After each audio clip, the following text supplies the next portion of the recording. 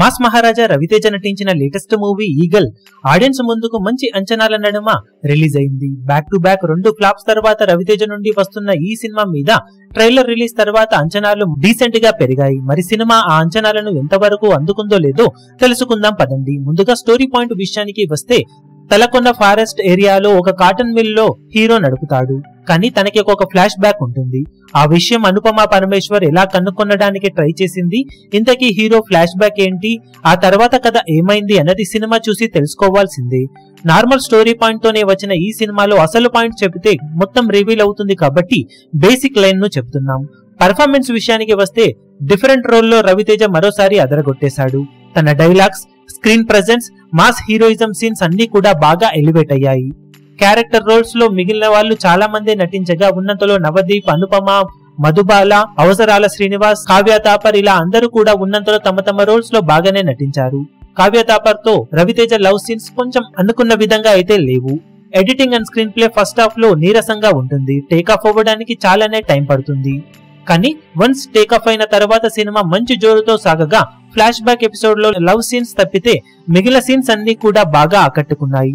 Dialogues చాలా బాగా రాసుకున్నారు.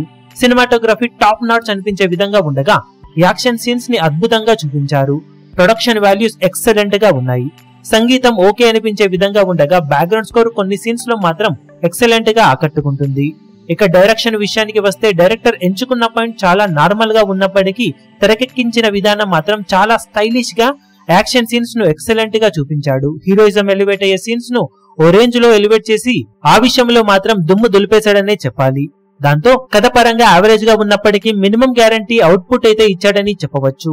ఫస్ట్ హాఫ్ లో టేక్ ఆఫ్ కి ఎక్కువ టైం తీసుకోవడం, కొందరికి బోర్ అనిపించడం లాంటివి జరిగినప్పటికీ, సెకండ్ హాఫ్ లో ట్రీట్మెంట్ చాలా బాగా ఉండటం, ఫ్లాష్ బ్యాక్ ఎపిసోడ్ లో లవ్ సీన్స్ తప్పితే మిగిలిన సినిమా అంతా చాలా టైట్ గా ఆకట్టుకునే విధంగా ఉండటం విశేషం. అయినా కానీ చాలా వరకు అంచనాలను అందుకున్న ఈగిల్ మూవీ డైరెక్టర్ కార్తిక్ కి మంచి పేరే రావడం ఖాయమని చెప్పవచ్చు. మొత్తం మీద సినిమాలో రవితేజ సాలిడ్ పర్ఫార్మెన్స్, అలాగే హీరోయిజం ఎలివేట్ అయ్యే సన్నివేశాలు, excellent production values, high level action scenes, interval అలాగే ప్రీ క్లైమాక్స్ ఎపిసోడ్ లో మేజర్ ప్లస్ పాయింట్స్ గా నిలిస్తే, టేక్ ఆఫ్ అవ్వడానికి ఎక్కువగా టైం పట్టడం, స్టోరీ నార్మల్ గానే ఉండటం, కొన్ని చోట్ల కన్ఫ్యూజన్ గా అనిపించడం, కొన్ని చోట్ల డ్రాగ్ ఎక్కువైనట్లు అనిపించడం లాంటివి మేజర్ డ్రాబ్యాక్స్. అయినా కానీ సినిమా ఎండ్ అయ్యే టైం కి audience first half bore scenes ను మర్చిపోయి పర్వాలేదు, బాగుంది అనిపించే విధంగా బయటికి రావడం ఖాయం.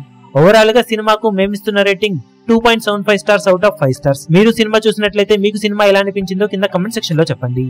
ఈ వీడియో మీకు నచ్చినట్లయితే లైక్ చేయండి, షేర్ చేయండి, ఛానల్ ను సబ్స్క్రైబ్ చేయడం మాత్రం మరవకండి. ఏ చిన్న అప్డేట్ ను మిస్ అవ్వకూడదు అనుకుంటే బెల్ ఐకాన్ ను ప్రెస్ చేయండి.